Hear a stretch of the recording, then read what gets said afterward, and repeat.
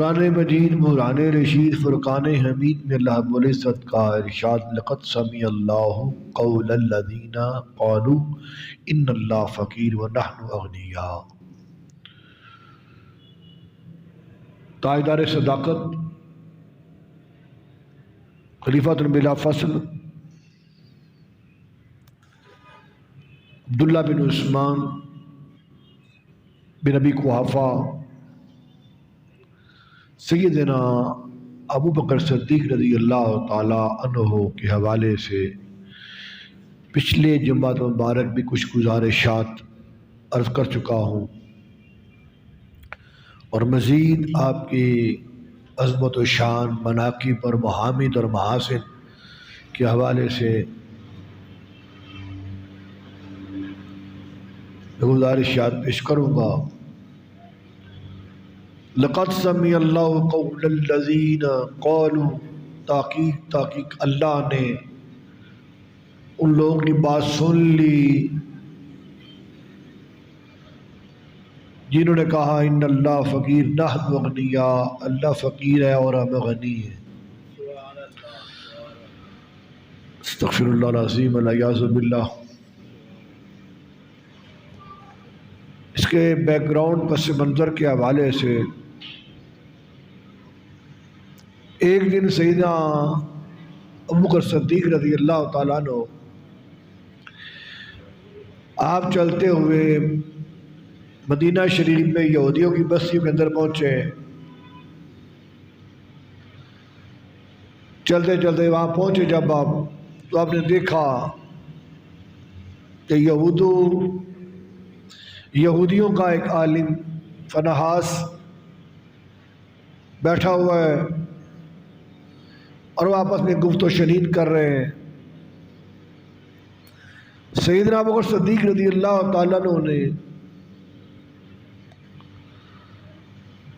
اس سے کہا فنحاس اللہ سے ڈرو اور اسلام قبول کر لو اور محمد الرسول اللہ صلی اللہ علیہ وسلم جو لے کر آئے ہیں وہ حق لے کر آئے ہیں، حق بات کہتے ہیں، اور تمہیں اس بات کا پتہ ہے، تمہاری کتابوں میں تورات میں لکھا ہوا ہے، لہذا تم اللہ سے ڈرو اور اسلام لاؤ۔ اس نے کہا اس اللہ پر ہی مان لے۔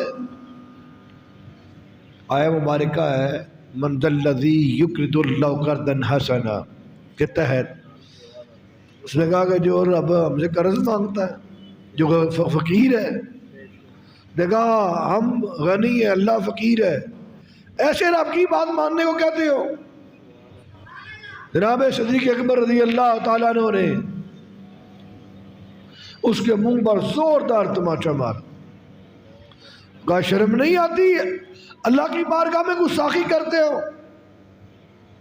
اس کو بڑا غصہ آیا، اور ساتھ حضرت ابو بکر صدیق نے فرمایا اور یہودی سن، اگر تمہارے درمیان اور ہمارے درمیان معاہدہ نہ ہوا ہوتا تو میں تمہاری گردن اڑا دیتا۔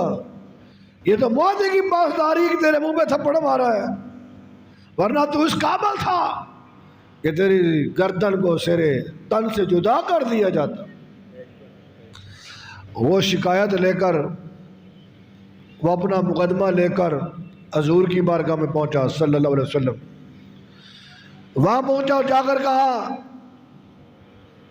یا رسول اللہ صلی اللہ علیہ وسلم، یہ تو میں کہہ رہا ہوں محمد صلی اللہ علیہ وسلم کا، کہ یہ آپ کے ساتھی نے میرے ساتھ یہ سلوک کیا ہے۔ نبی پاک نے حضرت ابو بکر صدیق رضی اللہ تعالیٰ سے پوچھا کہ آپ نے اس کے ساتھ ایسا کیا ہے؟ کہ یا رسول اللہ میں نے اس کو اسلام کی دعوت دی، میں نے اس کہا اللہ سے ڈرو، نبی پاک صلی اللہ علیہ وسلم پر ایمان لاؤ، تو اس نے آگے سے ہی بڑا بھاری اور سخت جملہ بولا ہے۔ اس نے کہا کہ میں ایسے اللہ پر ایمان لاؤں جو ہم سے قرض مانگتا ہے ہم غنی ہیں اللہ فقیر ہے، لہذا مجھ سے اپنے رب کی گستاخی برداشت نہیں ہوئی تو میں نے اس کے منہ پر تھپڑ مار دیا ہے، تماچا مار کر اس کو جواب دیا ہے۔ عزیزان محترم، تو وناس مکر گیا، کہا میں نے تو ایسا کوئی جملہ نہیں بولا، ساتھ اس کی قوم بھی ساتھ تھے پشت پر، اس نے کہا نہیں نہیں، یہ ابو بکر صدیق نے ایسا نہیں کہا، وناس نے ایسا نہیں کہا، حضرت ابو بکر صدیق نے ان کے ساتھ زیادتی کی ہے۔ بڑا پریشان کن سماں پیدا ہو گیا، وہاں پہ گواہ بھی کوئی نہیں، میں اگر کوئی ایسا معاملہ ہے تو گواہی لے کر آئے، حالات بڑے کشیدہ تھے۔ اللہ رب العزت قربان جائیں رب کائنات کی عظمتوں کے، اس نے یہ آیہ مبارکہ اسی وقت نازل کر دی، لَقَدْ سَمِعَ اللَّهُ قَوْلَ الَّذِينَ قَالُوا إِنَّ اللَّهَ فَقِيرٌ وَنَحْنُ أَغْنِيَاءُ، کہ اللہ تعالیٰ نے ان لوگوں کی بات سن لی جس نے کہا کہ اللہ فقیر ہے اور ہم غنی ہیں۔ عزیزان محترم، یہ آیہ مبارکہ اتری تو رب کائنات نے عرشوں سے کیا اعلان کیا؟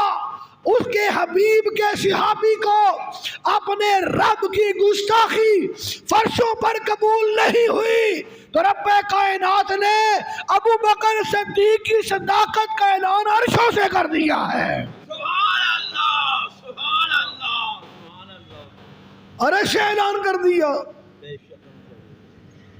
کیا وقت ہو گیا، کیا سما ہوگا جب سارے یہودی اس مقدمے کو لے کر پیش ہوئے ہوں گے اور کوئی بھی گواہ نہیں ہوگا۔ رب کائنات نے عظمت صدیق اکبر کے جھنڈے عرشوں سے لہرا کر اعلان کر دیا، اپنی زبانوں کو کنٹرول رکھنا، میرا ابو بکر میرے حبیب کا وہ دوست ہے جس کی عظمت کا اعلان میں عرشوں سے صداقت اور صدیق اکبر کہہ کر رہا ہوں۔